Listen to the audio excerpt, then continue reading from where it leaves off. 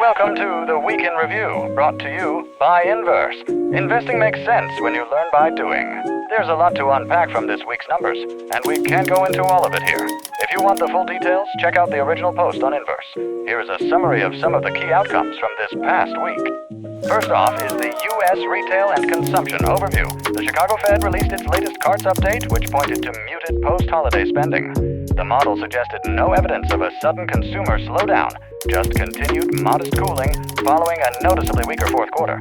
That weaker backdrop showed up clearly in the GDP numbers. U.S. 2025 fourth quarter GDP grew only 1.4%, a sharp step down from 4.4% in the same quarter a year earlier. Consumption contributed far less than in prior periods, with consumer spending growth slowing, goods spending softening, and services spending decelerating. In short, consumption didn't contract, but it was no longer the engine of growth. Wow, that's exactly what my wife said when I came out of the shower this morning.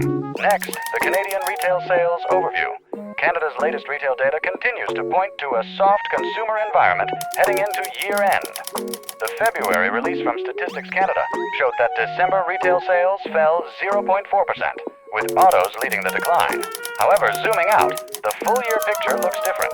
Canadian retailers finished 2025 with $837.2 billion in sales, up 4.0% from 2024, with gains in 8 of 9 subsectors. Statistics Canada also published a flash estimate for January, pointing to a 1.5% increase, though this early read is subject to revision. The data suggests a consumer landscape that ended 2025 on a soft note, even as full-year nominal sales growth remained reasonably healthy. Canada's inflation picture softened in January, with the Consumer Price Index rising 2.3% year-over-year, down slightly from December's 2.4% reading. Taken together, the January CPI report suggests that headline inflation is drifting closer to the Bank of Canada's 2% target. Back in the US of A, the January Personal Income and Outlays report showed a consumer still spending, but without any improvement in real purchasing power. Disposable personal income was up 0.3%, but after adjusting for inflation, real DPI was flat, meaning households earned more on paper, but their ability to buy more goods and services did not improve.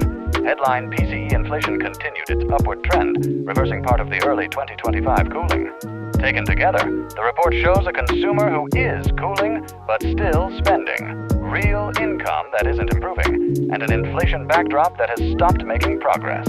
Walmart's quarter offered a clean read on consumer behavior.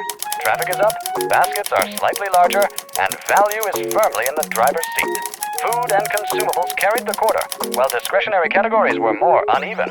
Exactly what you'd expect in an environment where real income is flat. The combination of value messaging, share gains in essentials, and a cautious consumer strongly suggests ongoing trade-down into lower-priced alternatives. In our ongoing U.S. earnings report, the overall earning growth was up 4%, transportation improved by 17%, and retail went up by 12%, excluding some questionable retail earnings reports.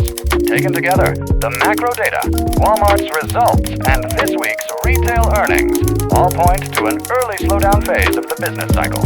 Growth is still positive, but consumers are becoming more selective and price-sensitive, and big-ticket categories are weakening first. However, in this analyst's opinion, this slowdown doesn't have to become a contraction. The path forward hinges on inflation easing enough to give central banks room to support growth. Until then, the market continues to reward operational discipline and value, while investors look ahead to where the next rotation could come from as the cycle evolves. Well, that's all for the Week in Review. Remember, folks, to keep the romance alive, try wearing blindfolds, 'cause that's what my wife said.